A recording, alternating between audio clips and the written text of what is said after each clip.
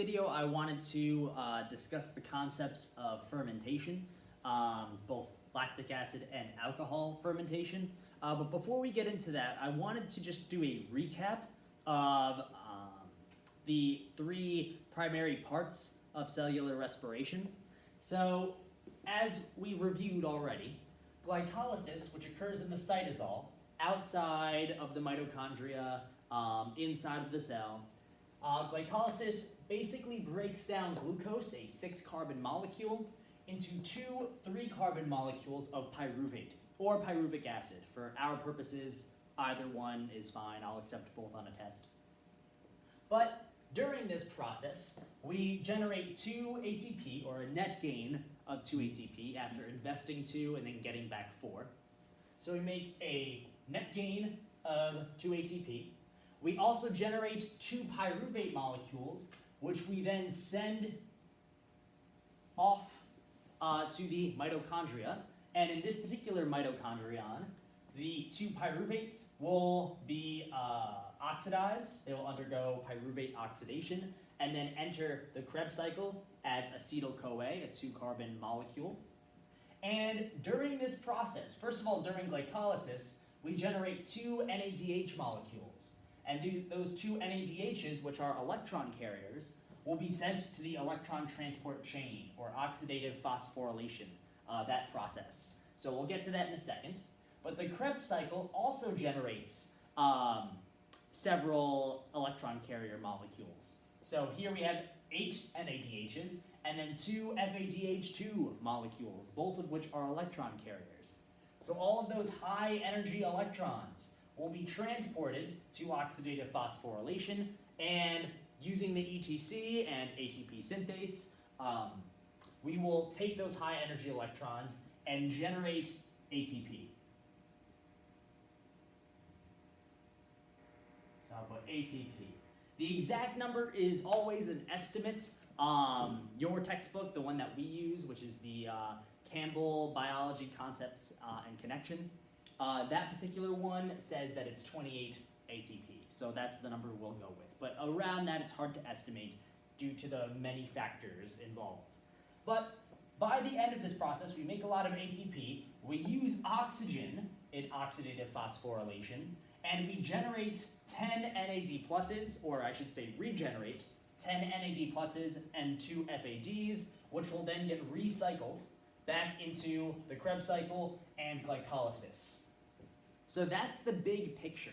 Now, for oxygen, I want to talk about oxygen for a second. Oxygen is an important electron acceptor. It accepts electrons at the end of the electron transport chain in oxidative phosphorylation. So without oxygen, let's say we hypothetically cut off oxygen, all oxygen supplies to a cell. That oxygen will no longer pick up electrons at the end of the electron transport chain. There will be a backup of electrons. They will start filling up the electron transport chain. Electrons will no longer be passed through. There will be no pumping of hydrogen ions. Those hydrogen ions will never go back into the mitochondrial matrix, generating ATP through ATP synthase. So that whole process is going to stop, and we'll stop making the quantity of ATP that we were before. Now, because oxidative phosphorylation relies so heavily on oxygen, we call this, I'll use a different marker, we call this an aerobic process. Aerobic means it requires oxygen. Think of it like air has oxygen, so aerobic needs oxygen, requires it. Whereas something like anaerobic respiration, which we'll talk about in a second, if it's anaerobic, it doesn't need oxygen. Doesn't need oxygen. So oxidative phosphorylation needs oxygen directly to work. So without oxygen, oxidative phosphorylation, that step will stop. And so the question now becomes, what about the Krebs cycle and glycolysis? Will those stop too in the absence of oxygen?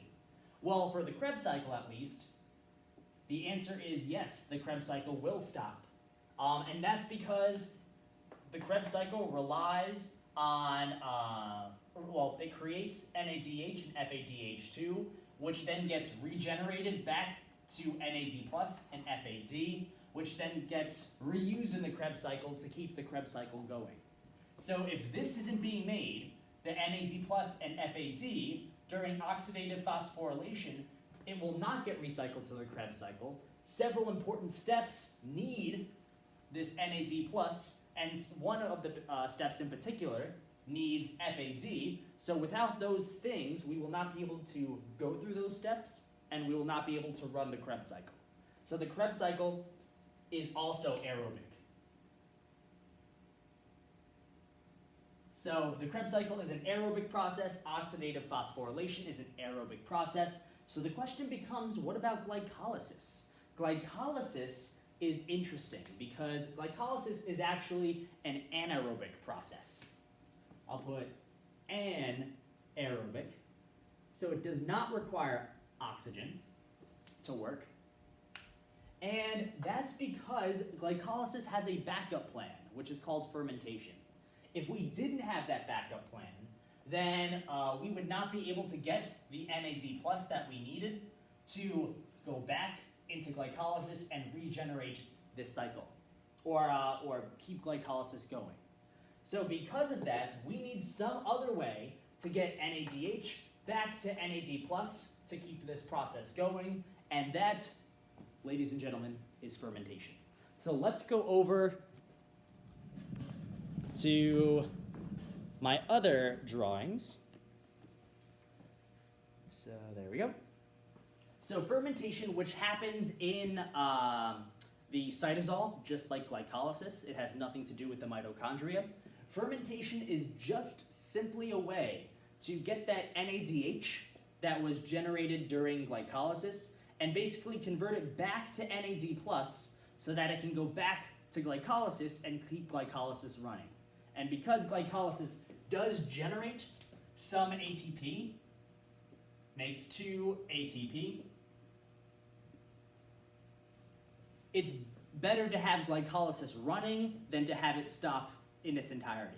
Yes, it would be nice if we could get that 28 ATP plus the 2 ATP from the Krebs cycle, plus the 2 glycolysis ATP to get a total of 32 ATP. Yes, that would be nice. But in this situation where we don't have oxygen, we can at least rely on glycolysis to make some ATP for our cells. So glycolysis, as a recap, takes the 6-carbon molecule of glucose, breaks it down into 2 3-carbon molecules of pyruvate, and during that process it makes 2 NADH molecules. Now for us, for humans, our cells, particularly our muscle cells, undergo lactic acid fermentation. So that means that the 2 molecules of pyruvate, through several steps, get chemically converted into 2 3-carbon molecules of lactate, or lactic acid, hence the name. And during this process, NADH is oxidized. The electrons are pulled away from NADH, and that regenerates NAD+. And that will allow NAD+ to go back to glycolysis and keep glycolysis running. So it's this big cycle of we make NADH. NADH can't go to the electron transport chain because we don't have oxygen, so instead they go to fermentation. Now for alcohol fermentation, which we don't do, but rather organisms like yeast that we use to make alcoholic beverages, they undergo alcohol fermentation in the absence of oxygen. It also happens in the cytosol of the cell. And again, glucose gets converted into 2-pyruvate during glycolysis, and it's the same general process where NADH needs to be converted back to NAD+. And once NAD+ is regenerated, it can keep glycolysis going. Now the only difference between alcohol fermentation and lactic acid fermentation is that alcohol fermentation ends in two ethanol molecules, which are two carbon molecules. And so during that process, we lose a little bit of carbon dioxide, so 2 molecules of carbon dioxide per 2 pyruvate molecules to make this ethanol. So if we wanted to make an alcoholic beverage, for example, we might take, let's say, grapes, which has the glucose that we need, put those grapes into a container, put some yeast in that container, seal off the container to prevent oxygen from getting to the yeast, and now the yeast are forced to go through fermentation. That's how we make something like wine, for example. And what's interesting is alcohol or ethanol is a poison for most organisms, including yeast. So if that yeast cell was existing in the environment, surrounded by water, for example, that yeast would be able to get rid of the alcohol and it would kind of dissipate into the environment. But if it's in a closed container, it doesn't do that. The alcohol sticks around.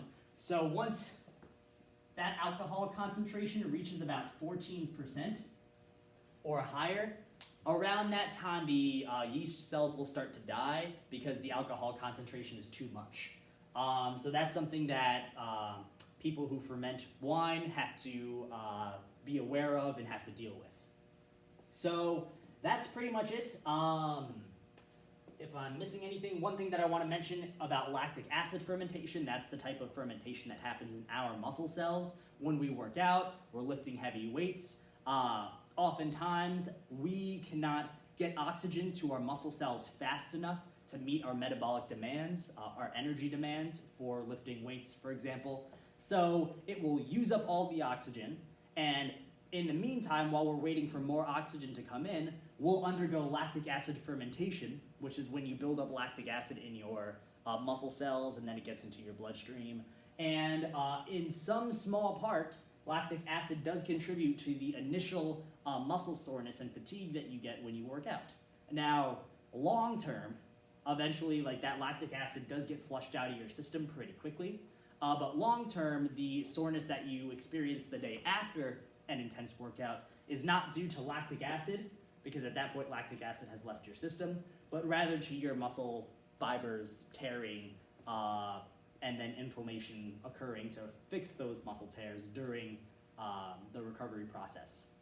So ultimately, that is fermentation. Hopefully that answered your questions about fermentation, and if you have any other questions, just shoot me an email.